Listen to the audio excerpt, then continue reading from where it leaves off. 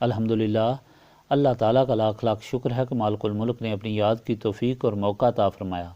لاکھوں اور کروڑوں درود حضرت محمد مصطفیٰ صلی اللہ علیہ وآلہ وسلم پر، جن کے طفیل مالک الملک نے یہ مہربانی عطا فرمائی۔ سامعین کرام، اللہ تعالیٰ نے قرآن پاک میں ارشاد فرمایا، اعوذ باللہ من الشیطان الرجیم، بسم اللہ الرحمن الرحیم۔ اور نہیں تھے لوگ مگر ایک امت، پھر باہم اختلاف کرنے لگے، اور اگر ایک بات پہلے سے طے نہ ہو چکی ہوتی تیرے رب کی طرف سے تو فیصلہ کر دیا جاتا ان امور میں جن میں وہ اختلاف کرتے ہیں، اور کہتے ہیں کیوں نہ کی گئی ان پر نازل کوئی نشانی ان کے رب کی طرف سے۔ آپ صلی اللہ علیہ وآلہ وسلم کہہ دیں، غیب صرف اللہ تعالیٰ کے لیے ہے، پس انتظار کرو، میں بھی تمہارے ساتھ انتظار کرنے والا ہوں۔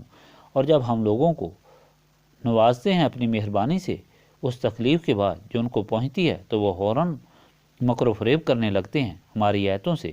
آپ صلی اللہ علیہ وآلہ وسلم کہہ دیں، اللہ تعالیٰ زیادہ تیز ہے اپنی تدبیر میں تم سے، بے شک ہمارے فرستادہ قلم بند کر رہے ہیں جو تم کرتے ہو، وہی ہے جو سیر کراتا ہے تم کو خشک زمین پر اور سمندر میں، یہاں تک کہ جب تم سوار ہوتے ہو کشتیوں میں تو وہ چلنے لگتی ہیں سواریوں کو لے کر موافق ہواؤں کے ساتھ، اور وہ مسرور ہوتے ہیں اس سے تو اچانک آ لیتی ہے ان کو تند و تیز ہوا، اور آ لیتی ہیں ایسی موجیں ہر جگہ سے، اور وہ خیال کرنے لگتے ہیں کہ ان کو گھیر لیا گیا ہے، پھر وہ پکارتے ہیں اللہ تعالیٰ کو خالص اسی کی عبادت کرتے ہوئے، تو عرض کرتے ہیں کہ اگر بچا لیا تو نے ہمیں اس سے تو یقیناً ہم شکر گزار ہو جائیں گے۔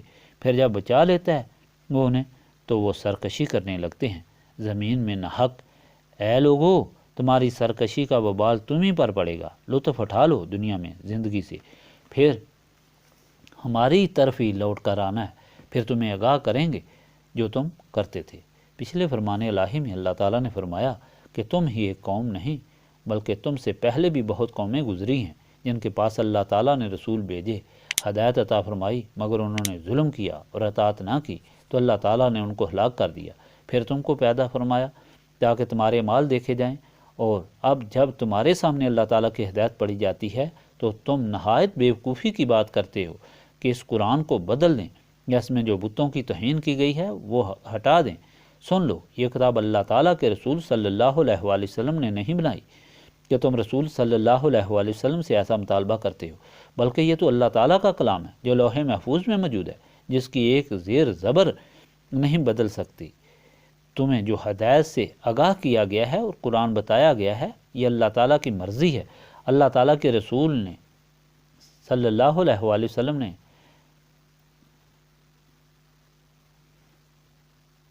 کیا ہے، تم عقل سے کام لو۔ یہ رسول پاک صلی اللہ علیہ وآلہ وسلم تمہارے درمیان 40 سال رہے، کبھی انہوں نے ایسی بات پہلے نہ کی جب تک ان کو حکم نہ ہوا، اور پھر تم اس بات سے بھی آگاہ ہو کہ یہ اللہ تعالیٰ کے سچے رسول ہیں۔ ان کو تم امین اور صادق کہہ کر پکارتے رہے اور ان کی ہر بات پر اعتبار کیا کرتے تھے۔ اب جو انہوں نے حقیقت بتائی، وہ جو تمہارے پہلے سارے رسول بتاتے چلے آئے ہیں، تو تم بگڑ گئے اور منکر ہو گئے اور الزام لگانے شروع کر دیے، حالانکہ ان بتوں کی کوئی حقیقت نہیں ہے، یہ بے جان ہے، ایک مکھی اپنے اوپر سے اڑا نہیں سکتے۔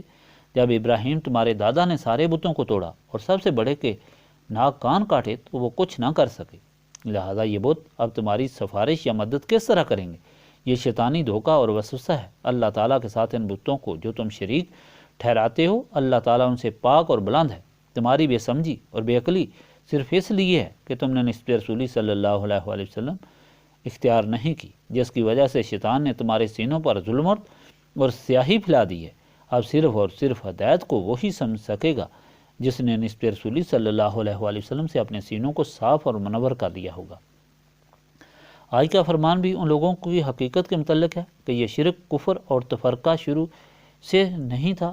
آدم کے زمانے سے حضرت نوح تک تو سب ایک اللہ وحدہ لا شریک کے پرستار تھے۔ پھر شیطان نے ایسا ایسا ان کو گمراہ کرنا شروع کیا۔ اللہ تعالیٰ نے بت پرستوں اور مشرکین کو ہدایت دی کہ جن بے جان بتوں کو تم پوجتے ہو ان کی کوئی تاریخ بھی ہے، کوئی ثبوت بھی ہے، یا ان کے لیے اللہ تعالیٰ نے کہیں فرمایا ہے کہ یہ میرے قریبی ہیں یا میرے سفارشی ہیں؟ ہرگز کسی طرح بھی کوئی فرمان ایسا نہیں۔ آدم سے لے کر نوح تک 10 صدیاں گزری، سب اللہ تعالیٰ وحدہ لا شریک کی عبادت کیا کرتے تھے، انہیں بتوں کا خیال تک نہ تھا۔ پھر شیطان نے اللہ تعالیٰ کے چند بندوں کے متعلق لوگوں کو ورگلایا کہ ان کی تصویر بنا کر تم کو دیتا ہوں، اپنے پاس رکھو تاکہ ان کی یاد تازہ رہے۔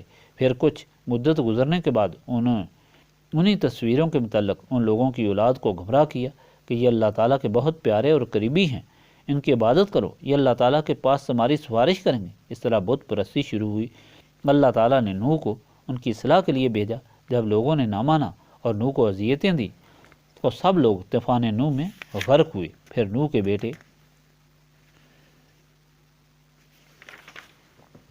ود سے لوگوں نے محبت اختیار کی۔ ان کی وفات کے بعد پھر شیطان نے لوگوں کو گمراہ کیا اور انہوں نے اس کی پرستی شروع کی۔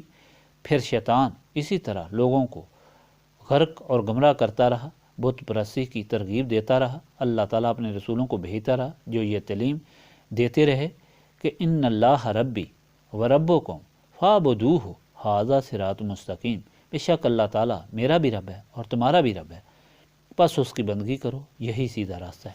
خوش نصیب تھے وہ لوگ جنہوں نے رسول کی اطاعت اختیار کی، نسبت رسولی سے جن کے قلوب منور ہوئے۔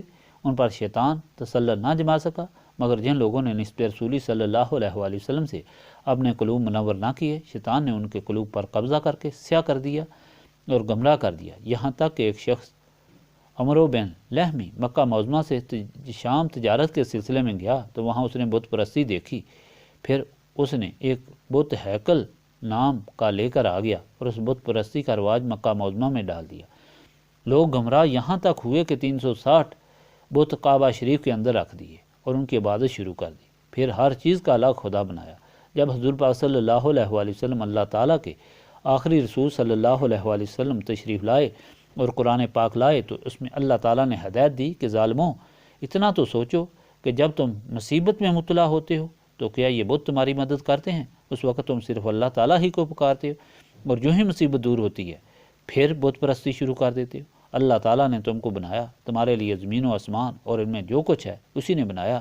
دیکھو تم کشتی میں سفر کرتے ہو، جانوروں پر سواری کرتے ہو، اس کا دیا ہوا ہر قسم کا کھاتے ہو، کوئی بت ہے جو ان میں سے کچھ بھی تم کو دیتا ہے؟ ہرگز نہیں، وہ تو بے جان پتھر ہے۔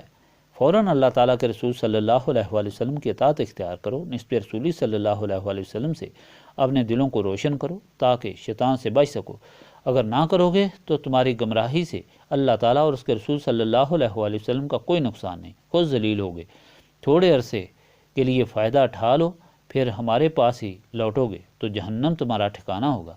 سامعین اکرام، ثابت ہوا کہ شیطان ازل سے انسان کا دشمن ہے اور ہر وقت دشمنی میں لگا رہتا ہے۔ بچنے کے لیے جو چیز ضروری ہے وہ نسبت رسولی صلی اللہ علیہ وآلہ وسلم ہے، جس سے دل و دماغ روشن ہوتے ہیں۔ پھر جب شیطان کی چالیں نظر آتی ہیں تو انسان اللہ تعالیٰ کی پناہ مانگ کر محفوظ رہتا ہے۔ اس لیے نسبت رسولی صلی اللہ علیہ وآلہ وسلم حاصل کرو اور اس کو حاصل کرنے کے لیے یاد الہی سے اپنے سینے صاف کرو۔ اللہم صلی علی سیدنا محمد وعلی آلہ وصحبہ صلاۃ تکون لنا امان من کل خوف۔ لا الہ الا انت سبحانک انی کنت من الظالمین۔ ربنا آتنا فی الدنیا حسنۃ وفی الآخرۃ حسنۃ وقنا عذاب النار۔ استغفر اللہ العظیم الذی لا الہ الا هو الحی القیوم واتوب الیہ۔ استغفر اللہ العظیم الذی لا الہ الا هو الحی القیوم واتوب الیہ۔ استغفر اللہ العظیم الذی لا الہ الا هو الحی القیوم واتوب الیہ۔ ربنا تقبل منا انک انت السمیع العلیم وتب علینا انک انت التواب الرحیم۔